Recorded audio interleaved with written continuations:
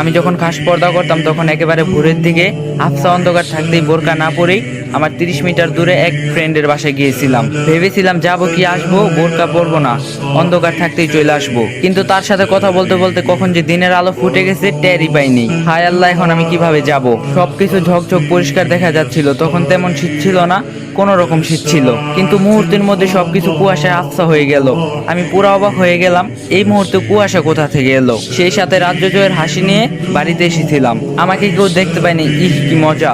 সেদিন নিজেকে আল্লাহর সবচেয়ে নিকটতম বান্দা মনে হচ্ছিল এবং ব্যাপারটাকে অলৌকিক মনে হচ্ছিল। আমি যখন রাতে মধুর সুরে কোরআন পড়তাম আর আমার মা আমার কোরআনের আওয়াজ শুনে আমার কাছে এসে বলতো, তোমার কণ্ঠে আমাকে একটু আয়াতুল কুরসি পড়ে শোনাও তো। মাকে যখন আয়াতুল কুরসি পড়ে শোনাতাম তখন নিজেকে সবচেয়ে সুখী মানুষ মনে হতো। সোমবার ও বৃহস্পতিবার রোজ সহ আইয়ামে বীজের রোজা যখন রাখতাম তখন দারুণ এক তৃপ্তি কাজ করত। আমি আমার রাসূলের সুন্নাহ রোজা রাখছি, এর থেকে উত্তম কাজ কি হতে পারে? যখন কোনো গায়ের মুহররম আমাদের বাড়িতে আসতো তখন তাড়াতাড়ি করে নিজেকে ঘরে প্রবেশ করার সময় যখন মাঝে মাঝে দরজার সাথে আঘাত লেগে ব্যথা পেতাম তখন মনে হতো আমার উহুদ যুদ্ধের জয়লাভের আঘাত। সেই সাথে থাকতো রাজ্য জয়ের হাসি, যা কেউ দেখতে পায়নি। যখন নুসরাত, আয়শা, জাকিয়া, তাহিরা, মারিয়াম আপুদের সাথে দিনের বিষয়ে কথা বলতাম তখন মনে হতো আমি বিশ্বের সর্বশ্রেষ্ঠ মজলিসে বসে দিনের ব্যাপারে জানছি। খুব ভোরে ঘুম থেকে উঠে ফরজ নামাজ পড়ে যখন হাঁটতাম প্রকৃতির সবুজ আবহাওয়ায় আমি নিঃশ্বাস নিতাম।